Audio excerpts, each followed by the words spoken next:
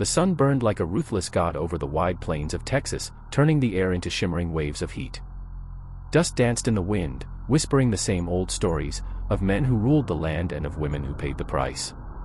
But this story, this one was different. Because it began with a rancher who did something no one dared to do before. Ethan Ward was a man carved by silence and storms.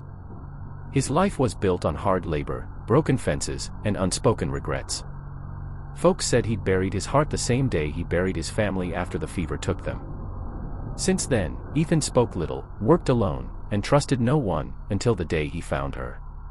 She came stumbling into his land one scorching afternoon, her face covered in dust, her white dress torn and streaked with blood. She looked like she'd crawled out of hell itself. Ethan had just finished watering his horses when he saw her collapse near the trough. He rushed over, his boots crunching against the dry earth. "Miss, can you hear me?" he muttered, his deep voice uncertain. The woman flinched at his touch, whispering something about men chasing her, about a town that had condemned her for something she didn't do.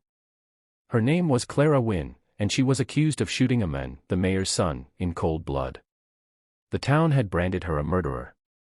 But one look into her trembling eyes told Ethan a different story. He lifted her carefully and took her to the water trough. The wooden structure creaked under their weight as he helped her lean forward. Her reflection shivered in the water, a face torn between fear and defiance. He dipped a rag, wrung it out, and gently wiped the blood from her shoulder. When she gasped in pain, Ethan spoke softly, "Easy now. You're safe here." "Safe," she whispered, trembling. "No one's safe in this land. Not women like me." Ethan didn't argue. He just looked at her, not with pity, but with understanding. There was something in her eyes that reminded him of his late wife, someone who had also known what it meant to survive in a world made for men with guns and no mercy. As the sun began to fall, painting the ranch in shades of gold and sorrow, Ethan made a choice that would change everything. He decided to keep Clara hidden, in plain sight, right under the nose of the law. 3 times a day, he'd bring her food. 3 times a day, he'd check the barn to make sure no one had followed her trail. And 3 times a day, he'd ask her the same question, "You ready to tell me what really happened?" At first, she said nothing. Fear had locked her voice away. But with each sunrise, the silence between them softened. The way she watched him mend fences, tend the horses, and pray before his meals, it stirred something deep inside her. Something she thought she'd lost, trust. One evening, while the cicadas screamed their endless song, Clara finally spoke. "I didn't kill him, Ethan. But I wanted to." Ethan froze mid-step, the lantern light flickering across his face. "Tell me," he said quietly.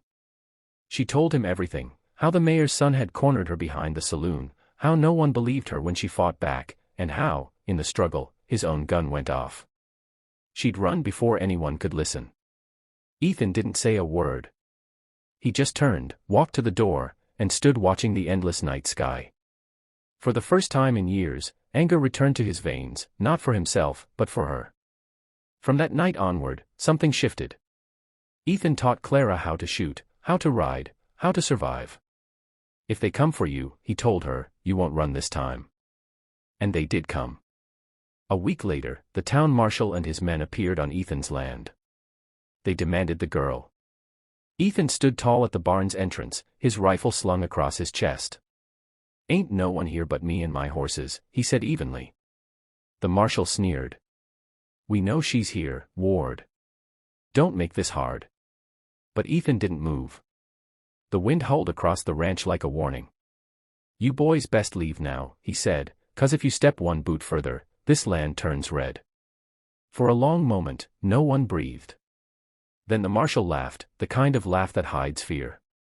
He spat on the ground, turned his horse around, and rode off. But Ethan knew it wasn't over. They'd be back. That night, as Clara sat by the fire, she asked, "Why did you help me, Ethan? You barely know me." He looked at her, his eyes tired but certain. "Because once, someone helped me when I didn't deserve it. Guess I'm just paying it forward." And as the flames flickered between them, a bond stronger than blood began to form, one built on pain, truth, and second chances. But fate in the Wild West was cruel. And the next dawn, it demanded a price. To be continued. The morning came quiet, too quiet. The kind of silence that makes even the horses stop breathing. A storm was coming, but not from the clouds. It was coming on horseback, from the town that had condemned Clara Wynne. Ethan Ward knew it before he saw the dust trail. He'd been up since dawn, fixing the fence line, pretending life could still be normal. But deep down, he knew the lie was almost done. Clara came out of the barn, her shoulder still bandaged, her torn shirt washed and mended by her own trembling hands. Her eyes met his, the same look she'd had that first day, a mix of fear and fire. "They're coming, aren't they?" she asked softly.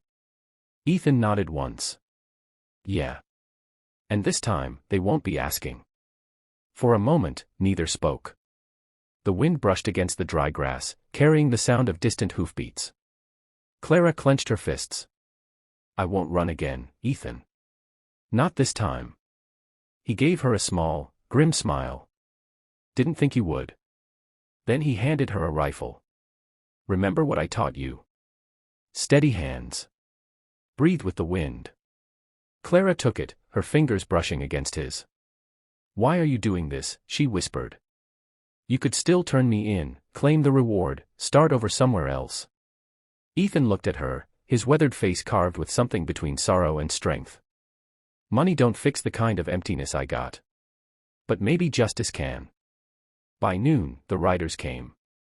6 men, armed, proud, and certain. At their head rode Marshal Briggs, the same man who'd once shared whiskey with Ethan back when both still believed the world was fair. "Ethan Ward." Briggs shouted, his voice echoing across the plains. "Step aside. You're harboring a fugitive. The mayor's offering good coin for her. Don't be a fool." Ethan stepped out of the barn, his rifle resting casually against his shoulder. "Marshal, you know me. You know I don't take kindly to men threatening my land." Briggs narrowed his eyes. "You're standin' in the way of the law." Ethan's gaze didn't waver. "No. I'm standin' in the way of injustice." Behind him, Clara stood in the doorway, the rifle clutched tight. The moment she appeared, one of the deputies raised his gun. Ethan's voice thundered like a storm. "Don't." For a breathless second, time froze. The prairie wind stopped singing. The horses shifted nervously. Then, chaos. A gunshot split the silence. Clara ducked. Ethan fired back, hitting the men who'd aimed at her. Dust exploded around them as bullets tore through wood and air. Clara's hands shook, but she remembered his words, "Breathe with the wind." She aimed and fired. One shot. Then another. When the smoke cleared, 2 men lay still, and the others had scattered like shadows. The marshal, wounded in the shoulder, glared at Ethan from the ground. "You just made yourself an enemy of this whole town." Ethan's voice was calm. "Then the town best remember who taught it to ride." He helped Clara to her feet. Her face was pale, her body trembling, but her eyes were alive, burning with something fierce. For the first time since that terrible day in town, she wasn't afraid. "We can't stay," she whispered. "No," he said quietly. "But we can leave our truth behind." That night, they buried the bodies near the creek and packed what little they had, rifles, water, a few coins. Before they left, Ethan carved a single line into the wooden post by his porch. 3 times a day, a man decides who he really is. And then they rode into the horizon. Weeks turned into months.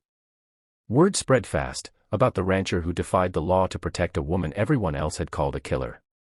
Some called him reckless. Some called him a traitor.